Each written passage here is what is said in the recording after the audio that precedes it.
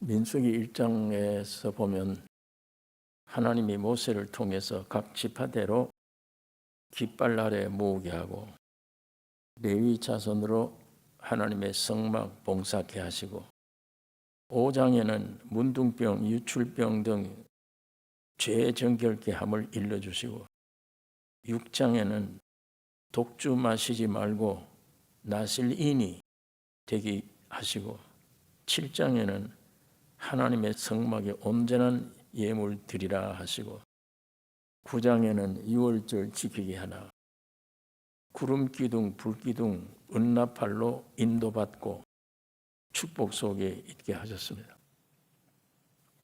자, 여기에 비해서 하나님은 해방 얻은 이스라엘 위에 완벽하게 보호해 주시고 교제케 하시고 행하게 하시고 모든 면에 구원이 이루게 해 주셨습니다. 그런데 이 11장에 오면 그 대신 이스라엘 민족들이 하는 일은 전부 원망이에요.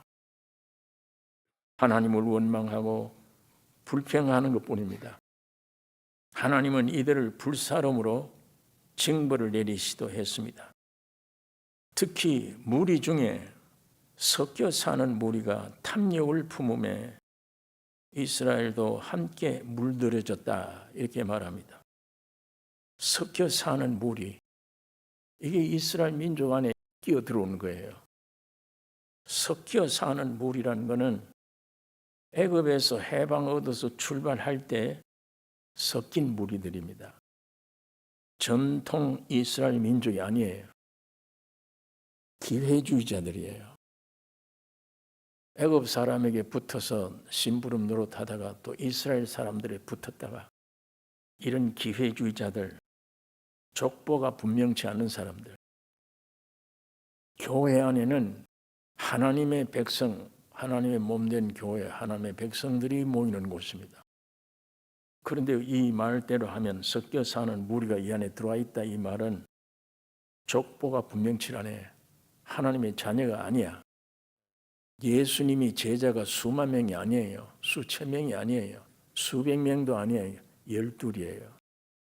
가룟 유다가 끼어 있잖아요. 예수님이 그거 몰라요?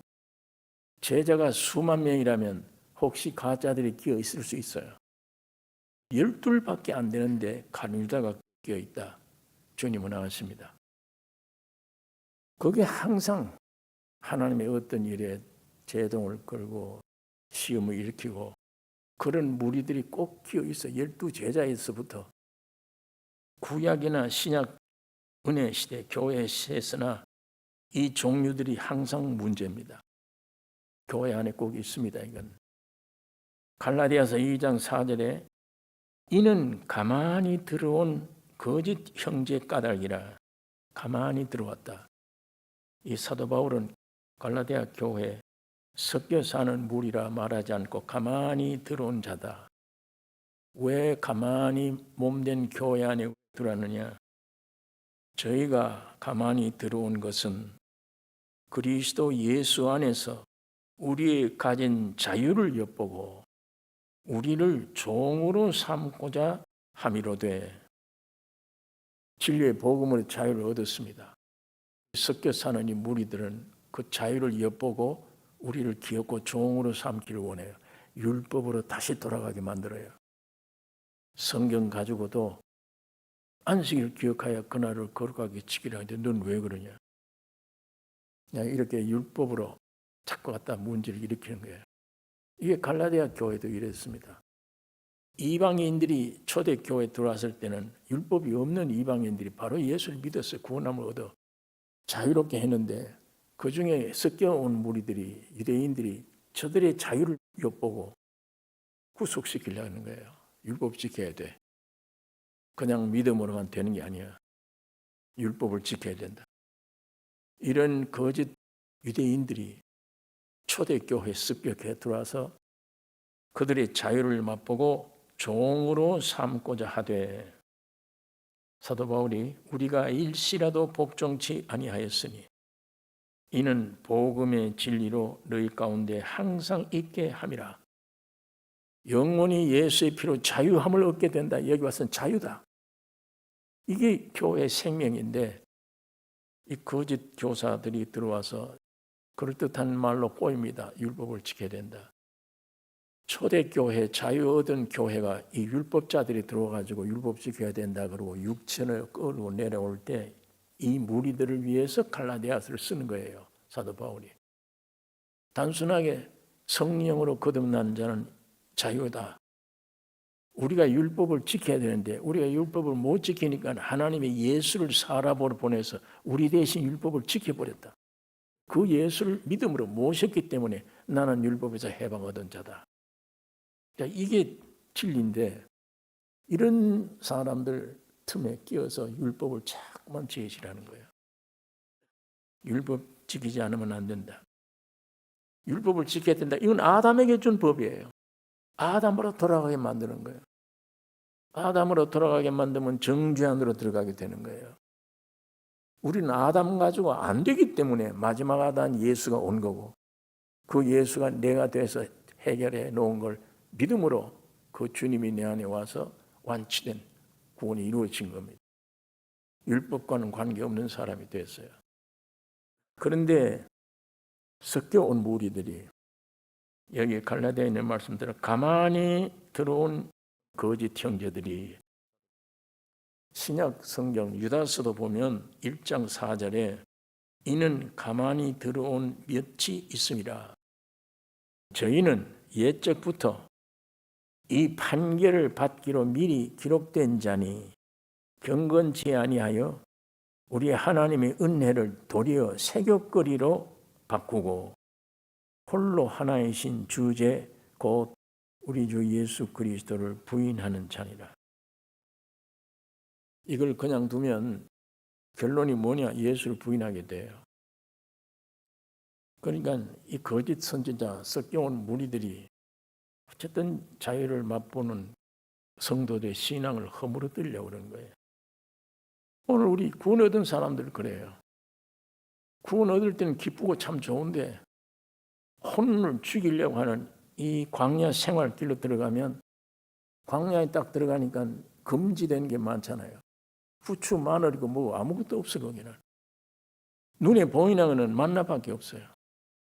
지금 이스라엘 민족들이 여기에 지금 불평불만하는 겁니다. 구원이 뭐냐? 애굽에서 해방이 뭐냐? 가나안 땅에 들어간다는 이게 뭐냐? 뭔데? 애굽에서 먹던 음식이 아무것도 지금 못 먹잖아요. 없잖아요. 정력제가 아무것도. 힘도 없고 이 광야라는 데는 내가 할 일도 없고 손발이고 뭐고 다 묶어놓는 것 같아. 아무 할 수 있는 일도 없고 그냥 먹는 것도 부추 마늘 생각이 나는데 정력제가 전혀 그건 안 보여. 이제는 머리가 흔들리는 만나만 봐. 여기에 대한 불평불만들입니다. 이스라엘 민족이. 오늘 우리가 이 구약시대 이스라엘 민족들이 이 사태를 놓고 오늘 우리 신약시대 성도들이 굉장히 교훈을 받아야 돼요. 확실히 구원 얻어서 영이 구원 얻었다면 혼을 죽이는 이 과정에 관한 광야 생활이에요. 육신이 소망대로 불평 낼 게 아니라 이 육신의 존재가 뭐냐 이게. 이 육신을 만족시켜주던 애굽 땅의 그 음식들이 뭐냐. 그게 지금 우리가 먹어야 되느냐 그거를. 이 신비스러운 구원 얻은 다음에 말씀만 보라고 그러니까 믿음이 약한 거로 다른 걸 접촉하면 오염이 돼. 신앙 잃어버려. 그러니까 이 말씀만 파야 된다. 오직 십자가의 죽음으로만 들어가라. 이게 육적으로는 도저히 견딜 수 없는 일들이에요. 이것 때문에 원망하는 거예요. 이스라엘 민족들이. 여길 데려와서 다 죽이려고 이렇게 하느냐. 11장 4절에 이스라엘 중에 섞여 사는 무리가 탐욕을 품음에 이스라엘 자손도 다시 울며 가로되 누가 우리에게 고기를 주어 먹게 할꼬 우리가 애굽에 있을 때에는 값없이 생선과 외와 수박과 부추와 파와 마늘들을 먹은 것이 생각나거늘 이제는 우리 정력이 쇠약하되 이 만나 외에는 보이는 것이 아무것도 없도다 하니 어떤 의미에는 사실은 죽기를 원해요. 죽으면 살아요. 근데 그 육신이 죽지 않고 육신이 만족하고 정력을 불릴 듯 일으킬 수 있는 부추, 마늘, 정력제 이거 없다고 지금 광야에 와서 이거 못 먹는다고 지금 야단들입니다. 이게 오늘 우리 신앙생활 과정에 꼭 같아요. 이스라엘 민족이나 우리나. 우리 정력이 쇠하였다. 애굽을 그리워하고 구원 얻기 이전에 그걸 그리워하는 거예요. 구원 얻기 이전에. 정력이 쇠하여지고 만나 외에는 보이는 것이 없도다 하고 탄식하는 겁니다. 애굽의 음식만 기억하고 광야의 만나를 싫어합니다. 이 만나의 비밀을 몰라요. 하나님의 말씀의 비밀을 모르기 때문에 이래요. 육신이 하나님의 말씀 비밀을 알 리가 없잖아요. 구원을 얻은 다음에 그 생명과 말씀의 깊이를 말씀이 안에 있는 그 말씀이 무언가를 그걸 먹을 줄도 알고 그 맛을 알았다면 이런 불평을 할 거예요. 참 영광스럽다 이게 할 텐데 그게 이 사람들에게는 안 되잖아요. 여러분 만나는 하늘 백성들의 양식인 예수 그리스도의 상징입니다. 예수 그리스도입니다. 자 오늘 이 본문에 보니까 만나가 뭐냐? 가시 같다. 작은 씨예요. 근데 여기는 아주 작은 씨. 이 작은 씨란 말은 이 작은 씨에게는 어떤 것도 붙어 있을 여지가 없어요. 오직 생명이에요. 작은 씨뿐이지만 생명으로 충만함을 말하는 것입니다. 두 번째로 모양은 베들레헴 같다. 송진과에서 나오는 진주 같은 것들이에요. 보석이에요 이게. 세 번째는 맷돌에 갈고 절구에 찧을 수 있고 가마에 삶을 수도 있고 그리하여 과자로 만듭니다. 영양가가 풍성한 과자. 다양하게 구울 수도 있고 찔 수도 있고 모든 것 할 수 있다. 여러 가지 모양의 음식들을 낼 수가 있다. 그런데 네 번째 맛은 어떠냐? 신선한 기름 맛 같고 기름 섞인 구운 과자와 같다. 그리스도를 만나러 여길 때 점점 그 안에 깊이 들어가면 하나님의 거룩한 영을 맛보는 충만함이 되어집니다. 예수를 육적으로만 만났던 시대가 아니라 이분이 십자가를 거쳐서 내 안에 들어와서 완전히 나와 하나 되어버리는 맛, 그 영광. 예수란 이 만나가 과정을 거쳐서 내 안에 들어올 수 있다. 하나님이 영으로 와 계신다. 다섯 번째로 이 만나가 어떻게 내리느냐? 이슬과 함께 내린다. 이렇게 기록되어 있습니다. 여러분 이 당시에 모든 산천초목 위에 이슬이 내린다 하는 이 말은 하늘에서 내리는 땅에 가장 필요한 하나님의 긍휼, 하나님의 자비, 하나님의 은혜로우심을 가리키는 거예요. 이 은혜, 이 아름다움과 함께 내려요. 만나가. 이슬과 함께 내린다. 자, 이 만나 먹을 때 여러분이 하나님 말씀을 깨달을 때 책에 있는 하나님의 말씀을 받아들여서 믿을 때 내 안에 빛으로 왔을 때 혹은 먹을 때 내 양식이 될 때 신비스럽고 영광스러움의 상황을 느끼고 경험하고 맛보게 되는 겁니다. 이슬이 내릴 때 이게 이슬이 내려야 은혜로운 땅이 되어버려요. 이슬 내릴 때 만나가 항상 함께 내려요. 신비한 겁니다.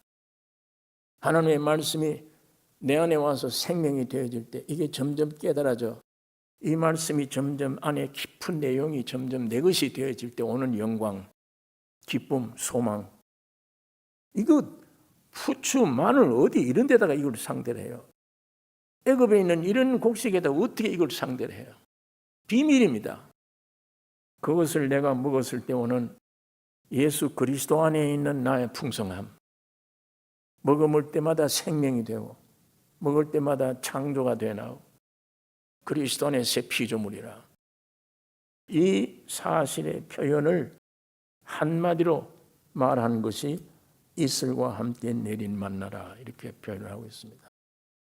이 만나는 예수 그리스도입니다. 과정을 거쳐서 지금 우리 안에 들어오신 영입니다. 영으로서 몸의 행실을 죽일 수가 있고 영의 인도함을 받는 그들이 곧 하나님의 아들이라. 영으로 말미암은 열매가 풍성한 열매가 있고 어쨌든 이 만나 먹었을 때 느껴 나타나는 영양분, 생명력, 기쁨과 소망, 평강 이거 어디 육적에다 비교할 수가 없는 겁니다. 이거는 아까 말씀한 대로 확실히 육적인 비밀이에요. 거듭난 사람들은 육적으로는 캄캄한 광야를 헤매고 불평불만 속에 있지만 영이 거듭난 사람은 거기에 낸 유일한 만나.